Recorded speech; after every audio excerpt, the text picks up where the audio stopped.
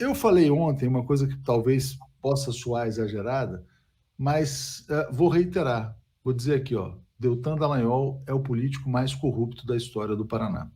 Por que ele é o político mais corrupto da história do Paraná? Bom, primeiro porque ele corrompe o sistema de justiça para atrair o interesse nacional e servir a interesses estrangeiros. Então ele comete também o crime de alta traição. E ele se beneficia, enquanto os brasileiros ficam mais pobres, porque a ação dele empobreceu duramente o Brasil.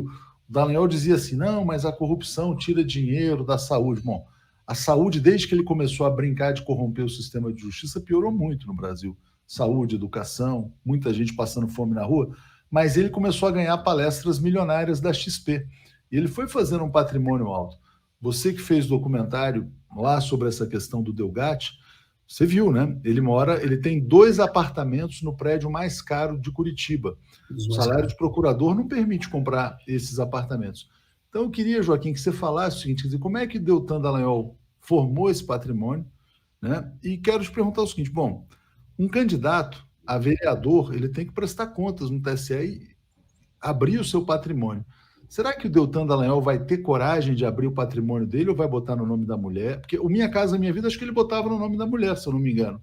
Não, estava o nome dele e da mulher, os dois. O nome dele e da mulher, né? Então ele já tinha rolo com Minha Casa Minha Vida e tem, vamos dizer assim, sei lá, o apartamento, nem sei qual, mas você pode dar mais detalhes. Então, a gente sempre fala, o Deltan Dallagnol não pode ser deputado porque quebrou o Brasil. Não pode ser deputado porque quebrou o Brasil e porque é corrupto. Então, passo para você. E também porque é inelegível, tá? Tem essa informação também de que ele não pode disputar a eleição. Mas fala, Joaquim. Tá, então, o dizer o seguinte, viu, Léo? Começando só para fazer um esclarecimento, que é o seguinte: ele, na verdade, se ele renunciar ao recurso dele no Supremo, ele até acaba com os PADs, e aí ele poderia sair, ele vai ter que fazer isso, porque ele foi punido e esse processo administrativo não terminou ainda, porque ele recorreu ao Supremo. Com o processo em andamento, ele não pode sair. Encerrado, então, hoje, isso aqui é a manchete da Fórum. Hoje ele é inelegível, porque ele ainda não renunciou ao processo. Se ele isso, exatamente. Ele pede desculpas lá para os ministros, porque ele dizia que os ministros do Supremo que eram bandidos, né?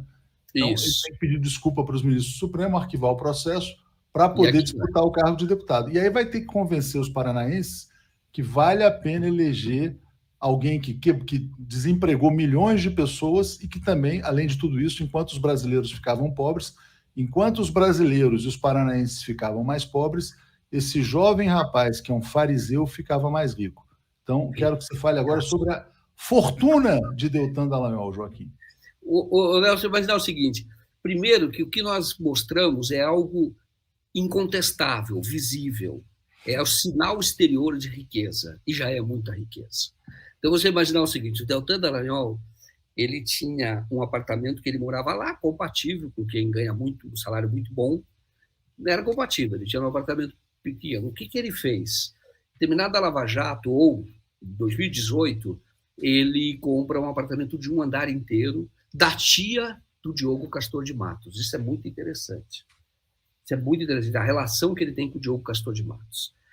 Mas ele compra da tia. Vai lá, que era uma empresa, administrava... Porque o tio do Diogo Castor de Matos foi, inclusive, denunciado por corrupção, viu? Pra vocês saberem, foi diretor do Bamerindos e teve que responder a processo de improbidade. Morreu.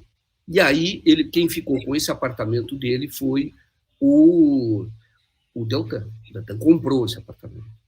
Aí foi lá, com uma grana absurda, quer dizer, ainda por preço abaixo de outros apartamentos que estavam sendo vendidos lá. Um apartamento no prédio dele custa 3 milhões. Ele pagou 1 milhão e 800, 1 milhão e 800 e pouco em 2 parcelas. Então ele pode ter, na verdade, subdeclarado a compra do apartamento, porque ninguém vende um apartamento de 3 milhões por 1 milhão e 800, né? Não faz sentido. Aí o que ele faz? Ele ainda decora esse apartamento antes. Decorar um apartamento, a área toda que ele tinha lá, o apartamento tem 550 mil metros quadrados, a área dele do condomínio. Tá? O apartamento acho que vai ficar com cerca de 400 metros. É grande, muito grande. Só que ele não ficou satisfeito com um, ele comprou o outro acima, do andar em cima. E ele decorou, já gastou mais grana para decorar. Aí depois o que acontece? Agora, 2 anos e pouco depois, ele compra o outro apartamento, o apartamento de cima, que pertencia a um agente público condenado por corrupção.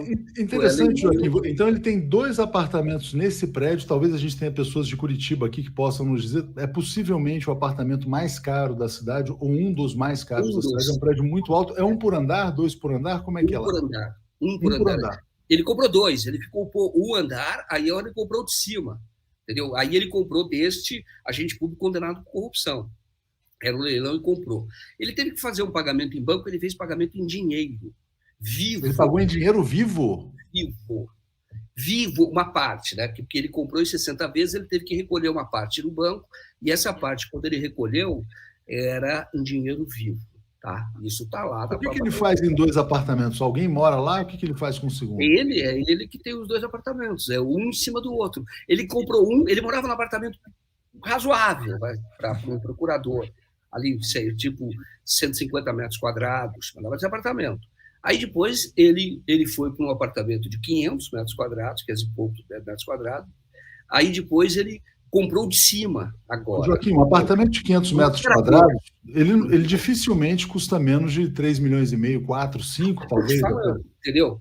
Então, lá mesmo, Léo, estava vendido na ocasião, quando ele comprou por 1,8 milhão, tinha outro à venda, era 3. Você comprava 3 e pouco, esses valores exatos aí na matéria, e que ele tinha naquela ocasião. Mas o que mostra é que ele enriqueceu. Agora, o que eu estou falando é o seguinte: isso é sinal exterior de riqueza. Isto é, isso você está vendo.